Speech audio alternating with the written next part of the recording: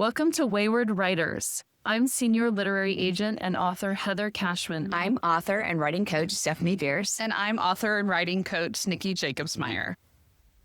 Our mission is to nurture and enrich established writers throughout their publishing journeys. We welcome all genres, age groups, and publishing paths through video podcasts, online webinars, in-person retreats, and more. We're here to help you conquer your path. Hi, welcome to this episode of Wayward Writers. We are really excited to have Mandi Fugate Sheffel here today about writing and publishing with a university press. So welcome, Mandi. Thank you all. Thanks for having me. Absolutely. Mandi was born and raised in Red Fox, Kentucky. She's a graduate of Eastern Kentucky University, and she found her passion for writing and storytelling at the Appalachian Writers Workshop at the Hyman Settlement School. Her personal essays and opinion pieces can be found in Journal, Lexington Herald Leader, and the Courier Journal. Her forthcoming personal essay collection, The Nature of Pain, will be released this October through the University Press of Kentucky. She currently owns and operates a fabulous indie bookstore called Spotted Newt in the coal fields of Eastern Kentucky. Welcome, welcome. Thank you. Thank you. And I've personally been to our bookstore, and it is fabulous. So if you are ever in Hazard, Kentucky, or anywhere near, it is worth the trip. It is gorgeous there, and it's just this little nook of happiness. That's an excellent description, and I'm glad that's how you felt, because that's the whole aesthetic. That's what I'm trying to create, a nook of happiness. Yes. And awesome. One of the first questions I asked you was why the Spotted Newt is your logo and your mascot, if you will. Can you share a little about that? Because I love this story. It's very heartwarming.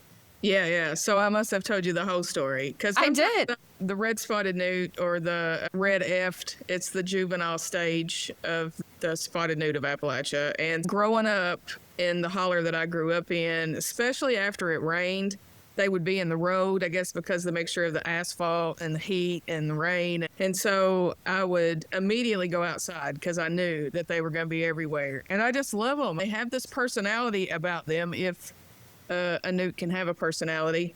It can. So I was fascinated by them, and I always had an aquarium on the porch that I kept various things in: turtles, newts, crawdads, whatever. I was all about catching critters. Well, there's another salamander that is also orange with black spots that gets quite a bit larger than the red spotted newt. And so my grandpa, who lived next door, was like, you can't keep stuff in captivity. You can't do it that way. If you do it, it'll double in size overnight.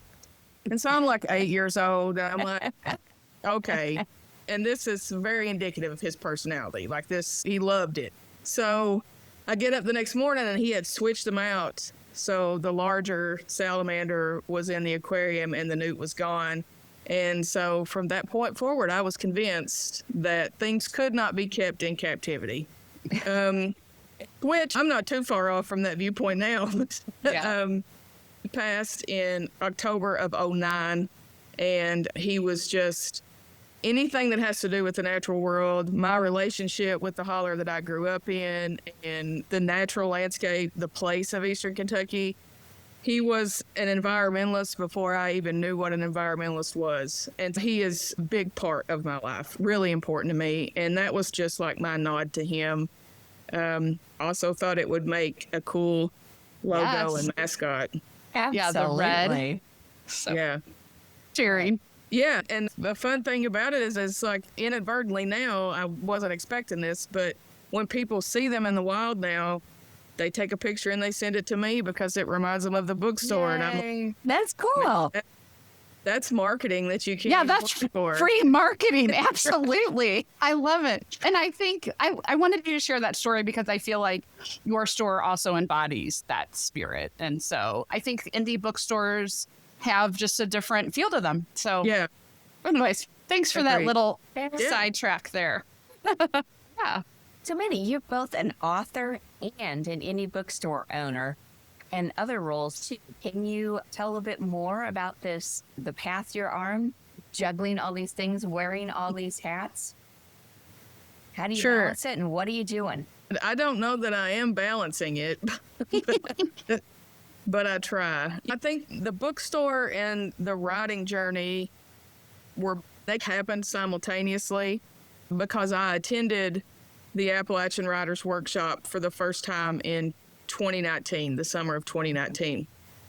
I had graduated, I just finished Eastern, gotten my master's degree in occupational health and safety, which really has nothing to do with what I'm doing now. But It happens. the job market wasn't really happening in Kentucky. So I was looking for other ways to figure out what I was going to do.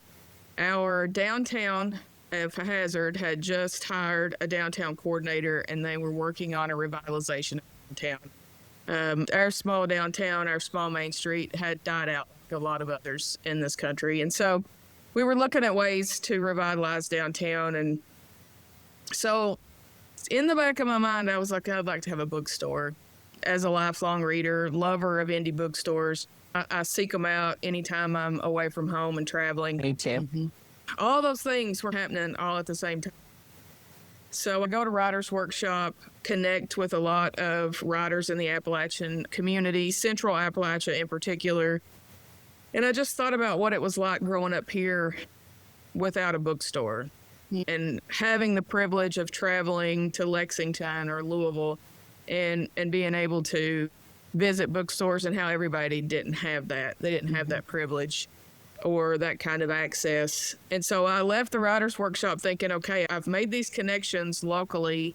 These people need a home bookstore, a place that will champion their work, that they can have book launches. Not that there's anything wrong with Lexington, Kentucky, but that's not home for us. And so writers were having to launch books at bookstores away from home. And so I contact our downtown coordinator, and I'm like, I need a space. I think I want to give a bookstore a shot. And most people thought that was ridiculous, that a bookstore would never make it in Eastern Kentucky. I don't know that we've ever had an indie bookstore that I know of. And so that made me want to do it even more. Sure. Yes. For you. Yes. I was like, yes, but... because I knew there had to be people here that were like me, that would enjoy that space and really leaning into it being a third space, not just a bookstore, but a community space. And a community space for marginalized communities, even more marginalized than being Appalachian, are our brown, black, queer, indigenous populations that folks don't associate with Eastern Kentucky and Appalachia. Populations that have always been here. And I wanted to highlight all the voices. And so I thought, what better way than just create a big old Appalachian bookshelf and be like, it's not all white men. Here are all the populations that are here. I signed the lease in October and was open by January of 2020. Wow, that's great. Yes, in time for COVID. That's- Flooded. Yeah, Also no flood. That's so great. Dang. I was thinking more about the flood too, and wham bam for you both. But you relocated and thriving, yes. Yes, I am not in the original location. I moved in November of 2020 to higher ground, as we say now. That's in our lexicon now, that. unfortunately, to what used to be the Welcome Center for the city of Hazard. So this is the first retail that's been in this space. It's a really cool mid-century modern building. Got the original welcome neon sign. It feels real. It feels like a bookstore, like it was meant to be there. Yeah, it's lovely. It's and exciting. the Appalachian shelf is the first one when you walk in, as it should be. Yes. So it's great. Okay, so speaking of Appalachian voices, you are one of them, right? Your upcoming debut book, The Nature of Pain, Roots, Recovery, and Redemption Amid the Opioid Crisis, is a memoir. So when did you know that you wanted to share your story with the world? And like, how did you find the balance between being vulnerable, but also protecting yourself? So I don't remember when I decided that I wanted to share this, because this book started out as, well, it wasn't a book. So I'm going to back up there. It wasn't a book. I had a first cousin who I was raised with. We were about a year apart. He was like a sibling to me. We were both only children, and both in active addiction together, and he didn't make it. After I got clean, he passed. And this was more about a grief process tool for me, which I had also used early on in my recovery through working 12 steps. And really most of my life have been a journaler, have found out that when you put things on paper, it relieves the tension. And so have always been somebody who has gone to the page to get rid of things or process and so that's what this was initially. It came out of fear of forgetting our memories. I had this irrational fear that I was going to forget the things that we had done. And so anytime something would come up, I would just write it down. And I thought, okay, I'll just get this stuff on paper. I wrote a lot at night when my son was really young. He was about 6 months old. And so I would sit in his room as he fell asleep and just write in the dark. Like I said, had my laptop and would just write everything I could remember or think of that pertained to Eric, my cousin. And so that was the beginnings of what would become The Nature of Pain. Obviously, it's been fleshed out quite a bit since, but that was the beginning. And so in one way, I think that was beneficial because I didn't know anybody else was going to read it. So there was a level of vulnerability that I was able to reach because I didn't know. I think I would have held back had I thought it was going to be a book. Naturally. Yeah. And so it was there already. And there are things that I did in active addiction that are not in this book, that won't be in a book. I mean, some level you have to protect yourself. I felt like what's in here is what needed to be, and you get the idea without me having to divulge everything. So that stuff has been processed in therapy. It's not meant for public consumption. So I think that I just knew when I was like, oh, that's probably, how is this serving the story? Because even though it's a memoir, it's still a story. And so you have to get to the point of, is this for shock value or is this serving the story? And so I always wanted to make sure that I was serving the story. So it sounds like it evolved from these journal entries. When did you decide, or what point did you know that you wanted this to become a book? When did this trajectory change? So I think at the writer's workshop, so I'll back up to how I got to Heinemann. Even though I have grown up here, the writer's workshop is like this magical thing that happens at Heinemann every summer that maybe the larger population of Eastern Kentucky didn't even know about. I didn't know about it growing up, and I lived 12 miles from Heinemann Settlement School. So I went to see Gurney Norman, who is a beloved Kentucky writer, at a poetry reading at the Hazard Community College. And I was fangirling a bit over Gurney. Yeah. I love it. After the reading. And so I go up to talk to him. I'm him hauling around, trying to get him to sign my book.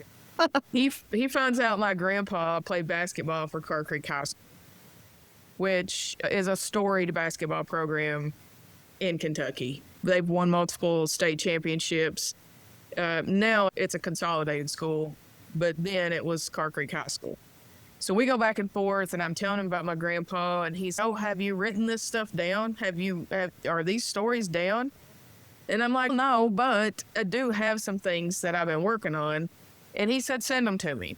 So I rushed home. Oh, the man you did. Now would not have sent anything in that I said. It was so embarrassing. Very stream of consciousness. Very Yes. We've all been there. We've all been there.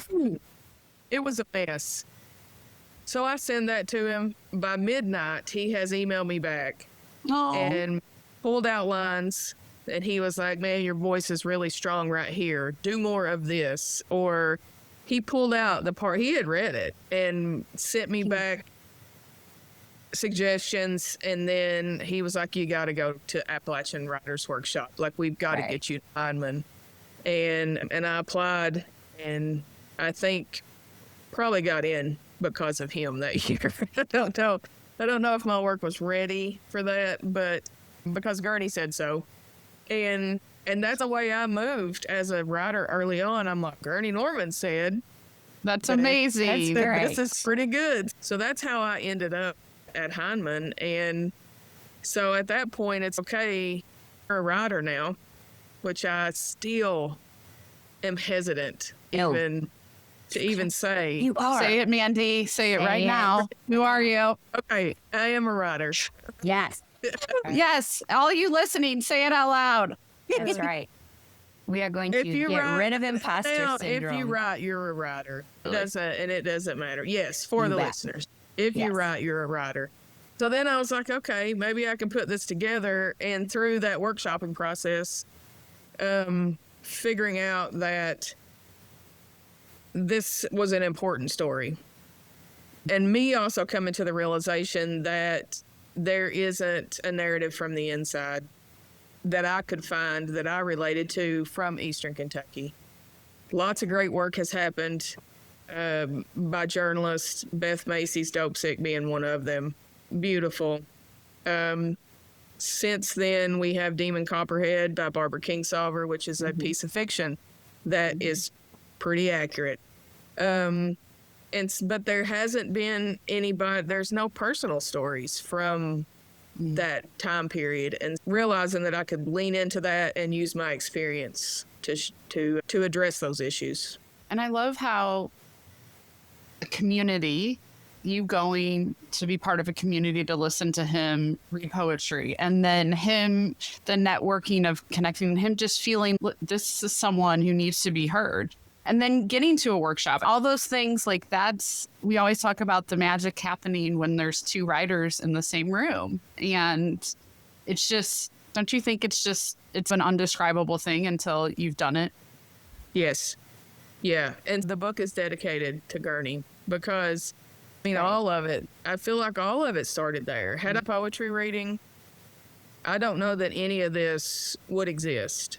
The writing career, the bookstore, I don't know that any of that, definitely not the community that I have now, that I just adore. None of that would have happened. And I think about that a lot. It's like just that decision to go to that poetry reading, an event that I had never been to before. It wasn't like I attended this yearly. They had it during Poetry Month in April, but I'd never been. And so because Gurney was there, I was like, I'm going to go get my copy of Kinfolks signed and maybe get to talk to Gurney. And it changed the whole trajectory of my life. Beautiful thing. Yeah, not even just you attending it, but then scraping up the gumption to go talk to him. Because there's plenty of events we can go to and enjoy and we leave. But you took that chance and look how much it's paid off. And I love that. Good for you. Okay, so you write this book. How do you decide you want to submit it to university presses versus a commercial publisher? That's a whole story too. Give us the story. Good. That's I'm a storyteller. You are. So all that's non-traditional. None of that happened the way it usually happens either. It was 22, summer of 22. I had been going, and of course it was virtual. Writer's Workshop was virtual in 2020. We did a hybrid thing in 21. So it had just been one thing after another since I started going. So the summer of 22, I was in Meredith McCarroll's. She's edited a collection called Appalachian Reckoning, which is a response to Hillbilly Elegy. Yes. She was teaching the nonfiction section. I was in her class. I was due to workshop on Monday, the very first day of class. And then it's set up to where all the shoppers are at a table, and then you have auditing chairs around the back of the room so people can come in and audit. Can't speak, but they can audit. So we're workshopping, and Meredith asked me to read a paragraph, a section of what I had submitted, which is odd because when we workshop at Heinemann, you can't talk.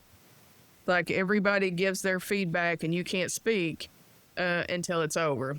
And so I thought it was weird. She was like, we want to hear it in your voice. Can you just read this to us? Which we had not done for anybody else. So I do it, we workshop it, we go on.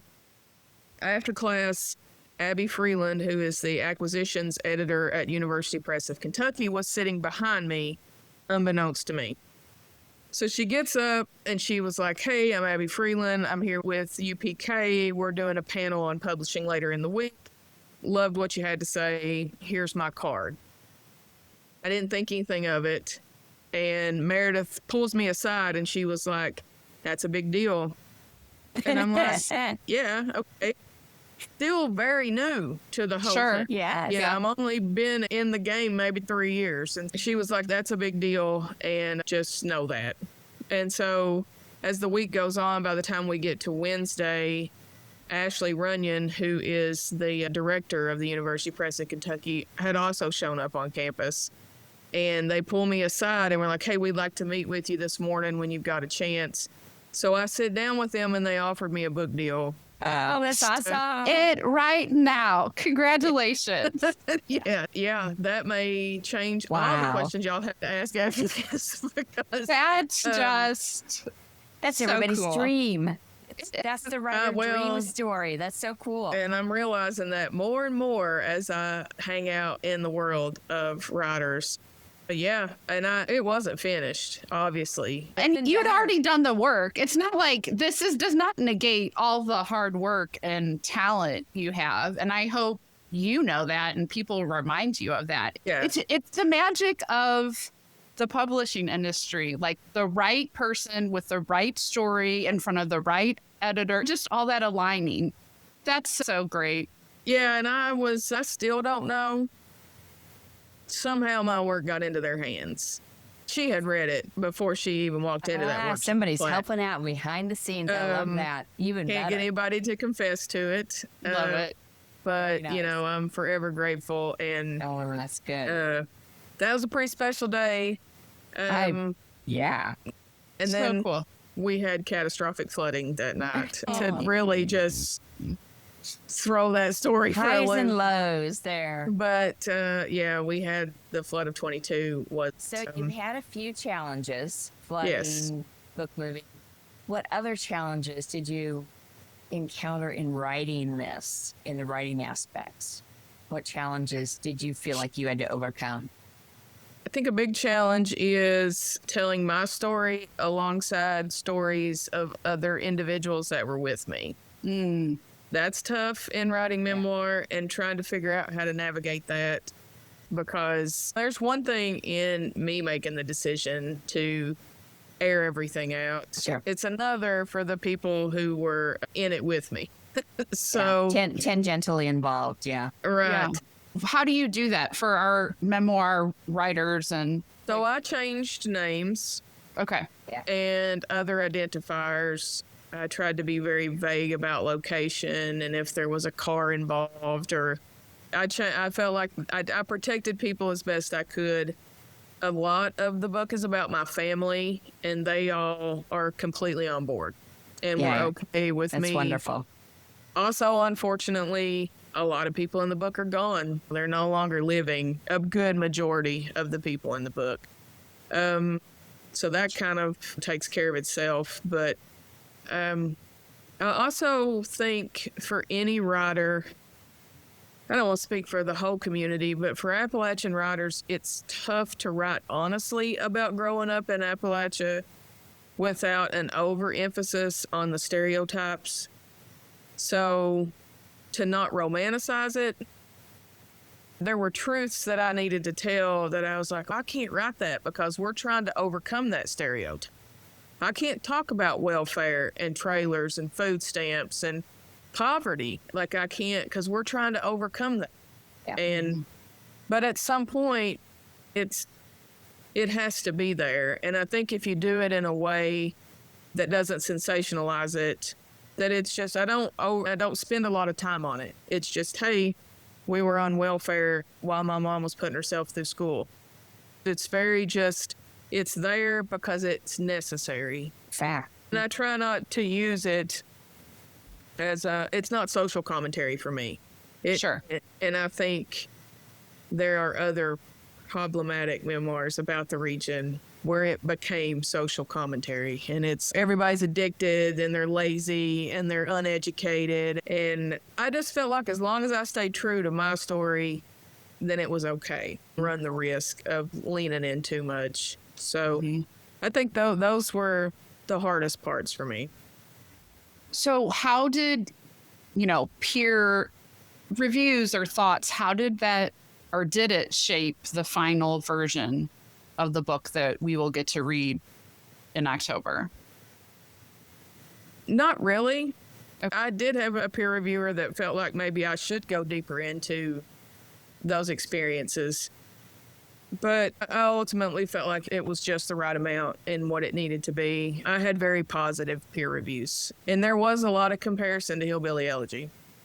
Even though for me, it's the book that shall not be named, I'm going to. There were comparisons in a way of, this is what J.D. Vance wasn't able to do in that manner, not in that it is similar to, but that it didn't vilify the region and didn't give that social commentary or blame people within the region for years of exploitation and from the coal industry and other extractive industries, Purdue Pharma being one of those extractive industries, that there is never blame on the region or its people. Sounds like you did a lot of balancing and soul searching in writing this book, and I'm sure that's going to show through and everything. Well, I wanted to get it right. It's important to get it right, because I think when you're writing about, anybody who's from Appalachia writes about place. It's a lot about place as a whole, character all in its. It's important to get it right, because I did want the respect of my community. So in all of this, when you're having to go through editorial and everything, how was your editorial process with this and your production team working with the press? Did they have much input, or were they pretty accepting of what you wanted to put on the page? They were pretty accepting of what I wanted to put on the page. And that's one of the things I liked about working with the university press, is I trusted them with my story. And I don't think for this book to reach a broader audience or be commercial, I don't know that a larger press wouldn't have made it stereotypical.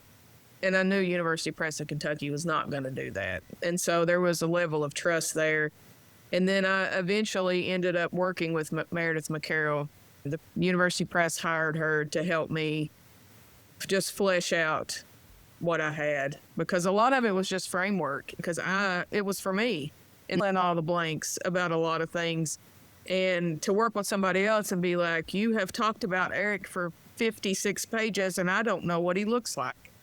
I'm like, oh yeah, that makes sense, because I could see him.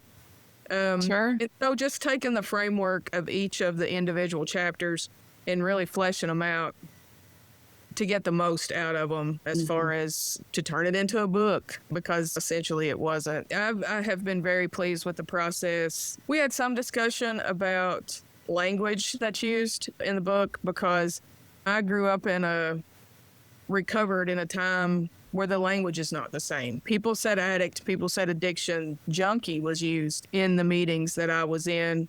And clean is how people, they would say, I would say I've got 20 years clean, to imply using is dirty. And so the language has changed. Yes. And there were some parts of the book where they wanted to change it to in recovery or substance use disorder, and I didn't, because, and we have a sensitivity statement to address that issue, but I'm like, this is what it was when I was doing it. I'm going to use junkie, even though for the broader audience that may not be very popular. But for the people who battle with this, they're going to be just fine with me using that word. Yeah. The story is written, I assume, for all readers, but there's an audience that you are talking to. And I think it's great that you said to an editor, no, it needs to stay this way, because that's what's true to the story. And I think sometimes as authors, we forget that it is our story. And I mean, there's a way to be respectful and everything, but it's the people that you're reaching, that's important, that they can trust you. Like your voice is honest about the experience. And I love the fact that you feel like you've been able to trust the university press with such an important story, and that you feel that it's being told the way you want it to be told. That's so encouraging. Yeah. what, as far as university presses, I know you made a contrast with commercial publishers, how the marketing might be different or the language might be different. Yeah. How have you felt and what have you seen with the university press as far as the reach for their readers and getting the word out about your book?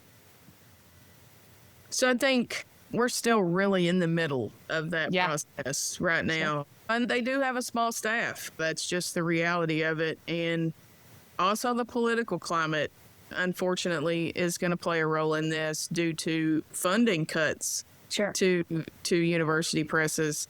So that is all coming into play. They've worked to book dates for me and already have those relationships. And so I think first and foremost, they have scholarly books that they publish as an agreement to be in a university press. And so I think there's emphasis on that. But I think University Press of Kentucky in particular has done an excellent job of highlighting the voices of folks of all Appalachians. And I think about Willie Carver, who published gay poems for Red States, who made an appearance on Good Morning America with his. And so that's a big deal for a university press. You know, that's the kind of exposure that not all presses get. Yeah. And so I think Kentucky has done an excellent job thus far marketing. I think we have a long road to go with this. Sure. But they know, they're aware of awards that they feel like this book might be eligible for. And I'm sure, obviously, commercial, larger, big five publishers would have all that information too. But I don't know that people associate those things with a university press. So that's why I'm bringing it up, is that if somebody hears this, they're like, that's the job of the press. But I don't know that people really associate that with a university press. Yeah, and I think that people assume that a commercial publisher, that all the marketing is going to be done for you. I know when I first started, I was like, oh, good, there's a publicist. Thank you so much. I'll go write my next book. And it's not that way. Whether you are indie, hybrid, traditional, no matter what publisher you go with, you are the marketing. You might get assistance, which is awesome. But at the end of the day, it's you. It's you advocating. Yes. And you have so many connections, which is awesome. And you're using them, which is exciting. So what would you tell a first-time author trying to get their work in front of a university press? I mean, I know you had a magic experience, but you've learned a lot and you did a lot. A fairy tale experience. It really is. It really is. And I will say, I'm not the only one that had that experience. Oh. So telling everybody to go out and apply for the Appalachian Writers Workshop, I'm not saying that. But what I am saying, community was really important. And I don't know. I haven't, and I would imagine I will soon find out if there's another book, what that whole process looks like. Because I'm gonna bet it's not gonna be as magical as this one. But well, you never know. They're all different, I think, what every book's different. The way you write it's different. That's just, don't you think, Stephanie? Absolutely. And speaking of what's next, what projects do you have in the wings, you busy lady? Good. More books. What else do you want to do? Yeah, there's not a lot of writing happening right now. Understandable. You are marketing a book. I don't know. I've never written fiction. I've always, like, most of my pieces are essay or opinion piece. I really like the truth. I think there's a lot of interesting truth out there. Boy, in there. So I've got this idea of a fiction piece. Also dug up some family history as I was writing this book. And I didn't really need it for research because I spent 10 years researching how to get high. So that research had been done. But it made me curious about family and genetics and, and environment. And I had a lot of questions. And so I'd spent a lot of time on ancestry, and there was a fascinating story about my great grandma that my mother and her sister didn't even know, that my grandma didn't even know about her own mother. I dug up some details. And so that story I'm like, her story needs to be told. And so I've been thinking about that, and then just trying to I really love essay. And so working to hone that craft and what it looks like when I'm not just writing about me in particular, but just maybe commentary on what's happening in the region as we move forward. I don't know. I don't know that I've pinned down exactly which one of those things. Maybe you don't have to pin down one. You could look up and see what blossoms and that's true. What happens. That's exciting. I'm so excited. I can't wait to get to read your book and hear your story. I'm sure your voice is going to be amazing. We're super excited. And you can pre-order Mandi's book now. Go to her bookstore online, redspottednewt.com. And it comes out October 7th. But as we all know, pre-orders are always amazing as well. And Mandi, thank you for sharing your story behind your story. It just makes us even more eager to get our own copy. Just use your words to go forth and share with other people. So thank you for being on our show and being vulnerable and honest about your experience in your book. We look forward to it. Thank you all. And thanks for the work you're doing here with this podcast in the questions. Because there are a lot of things about the industry that nobody talks about. And so I think it's important for people early on to be able to hear and get experience from people who have been through it, because it's a community that you've created here that can be accessed. That's our goal. We want that too. So thank you. All right. We'll see you next time. Bye-bye. Thanks a lot. Thank you for joining us on this episode of Wayward Writers. Let's connect. Find us at waywardwriters.com, X, Instagram, YouTube, and Facebook. See you next time. Conquer your path.